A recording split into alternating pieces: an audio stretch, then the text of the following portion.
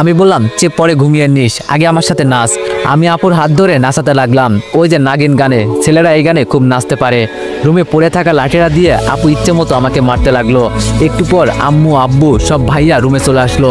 আমি আম্মুর কাছে গিয়ে দাঁড়িয়ে বললাম, তোমার মেয়ে আমাকে মারছে, দেখছো আম্মু? আপু আমার দিকে তেড়ে এসে বলল, তোরে মারবো না তো কি আদর করব? জানো আম্মু তোমার ছেলে কি করেছে?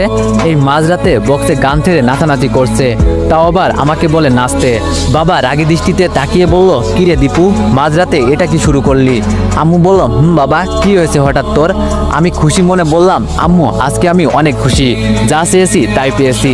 ভাইয়া আমার দিকে তাকিয়ে বলল, দেখ দীপু, এই মাঝরাতে আমরা কেউ তোর নাটক দেখতে আসি নাই, যা গিয়ে ঘুমা। এই খুশিতে আত্মরা হলে হবে না, সকালে এই খুশি প্রকাশ করিস। আমি আপুর দিকে তাকিয়ে বললাম, ডাইনি কথাকার, দেখে নিব তোরে। আপু বলল, তবে রে? আমি আম্মুর থেকে সরে গিয়ে বললাম, আয় দেখি সাহস থাকলে। বাবা ধমক দিয়ে বলল, এই তোরা যার যার রুমে যা, আর দীপু চুপচাপ ঘুমা গিয়ে। আমি মাথা নিচু করে বললাম, সবাই চলে গেলে শুধু আপু দাঁড়িয়ে আছে।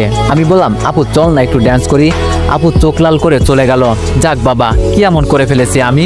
দরজা লাগিয়ে বিছানায় শুয়ে আছি, তবে বারবার মেয়েটার মায়াবী দৃষ্টি আমার সামনে ভেসে উঠছে। আপনি আমার ধর্মের ভাই লাগেন, এই কথাটা সবসময় কানের কাছে বাজছে। আমি কি কোনো ভুল করেছি? আরে না না, আমি আবার কি ভুল করব? ও তো অন্ধ একটা মেয়ে, আমার আবার কি করবে? যখন মন চাইবে ওকে ব্যবহার করব। কিন্তু আমি তো এতটা খারাপ ছিলাম না। ওকে দেখার পর কেমন যেন ভিতরে হিংস্র পশুটা জেগে উঠেছে। সত্যি ওর মতো মেয়েই হয় না, আমারও তো গার্লফ্রেন্ড আছে, তবে ওকে দেখে এতটা কাছে টানে না।